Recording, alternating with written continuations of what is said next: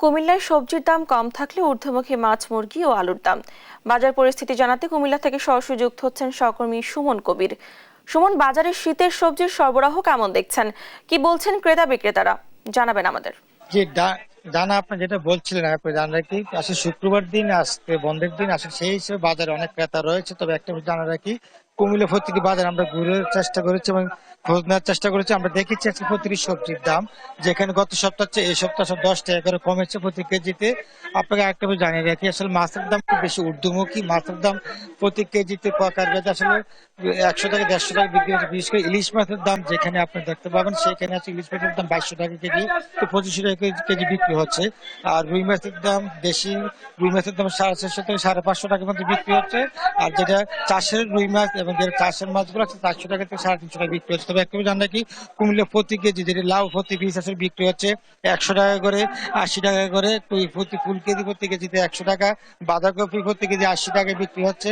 আপনারা জানেন রাখি, কুমিল্লা গরুর মাংস বিক্রি হচ্ছে 750 টাকা করে, খাসি মাংস বিক্রি হচ্ছে 1100 টাকা করে। বিশেষ করে যে মুরগি, ব্রয়লার মুরগি কত শুরু করে যে ব্রয়লার মুরগি আপনারা দেখতে পাচ্ছেন, ব্রয়লার মুরগি আসলে বিক্রি হচ্ছে যেখানে মানুষের ক্রয় ক্ষমতার মধ্যে রয়েছে সেই ব্রয়লার মুরগি।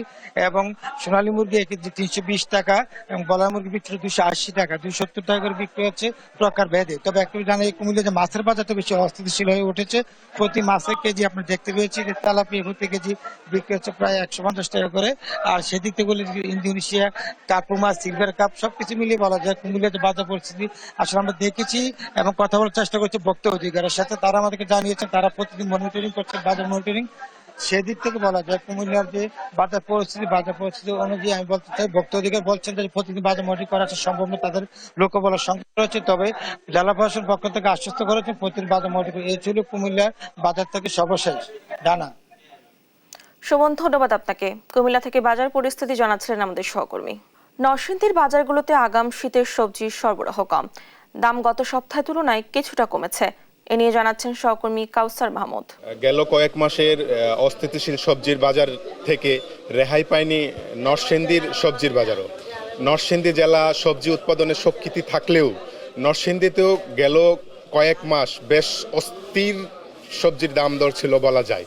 তবে গেল কয়েক সপ্তাহের তুলনায় এই সপ্তাহে এসে সবজির দরদাম আজকে ছুটির দিনে অপরিবর্তিত এবং কিছুটা স্থিতিশীল রয়েছে বলা যায়।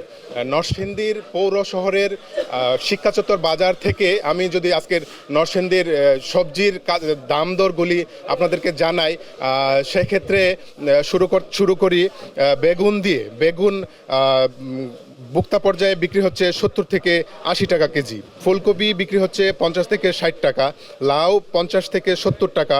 নতুন আলু আজকেই বিক্রেতারা জানালেন প্রথম নতুন আলু বাজারে এসেছে, সেটা বিক্রি হচ্ছে 140 টাকায়। তবে নতুন আলু বাজারে আসায় পুরাতন আলুর কিছুটা দাম কমেছে, 70 থেকে 75 টাকায় বিক্রি হচ্ছে। সব মিলিয়ে বলা যায় গেল সপ্তাহের তুলনায় এই সপ্তাহে নরসিংদীর বাজারগুলোতে সবজির দাম অপরিবর্তিত রয়েছে। তবে ক্রেতাদের সাথে কথা বলে যেটা জানা গেছে, ক্রেতারা বলছেন শীতের এই সময়ে নরসিংদীর বাজারগুলোতে সবজির দাম যেরকম থাকার কথা সেরকমটি এখনও হয়ে ওঠেনি।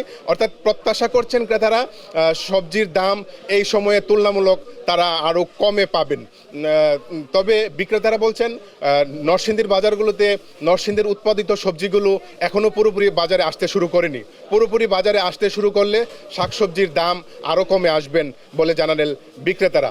তবে এছাড়া কৃষকদের হাত থেকে ভোক্তা পর্যায়ে আসতে সবজির দাম দ্বিগুণ হয়ে যায়, এ নিয়ে ক্রেতাদের অভিযোগ আছে। যদি কৃষকদের হাত থেকে ক্রেতাদের হাতে যে মধ্যস্বত্বভোগীরা আছে, হাত বদলের যে কারসাজি আসে, হাত বদলের কারসাজি নিয়ন্ত্রণ করতে পারলে এবং বাজার পর্যাপ্ত মনিটরিং ব্যবস্থা করতে পারলে শাকসবজির দাম নরসিংদীর বাজারগুলোতে আরও কমে আসবে বলে প্রত্যাশা করেন এই শহরের ক্রেতা এবং বিক্রেতারা।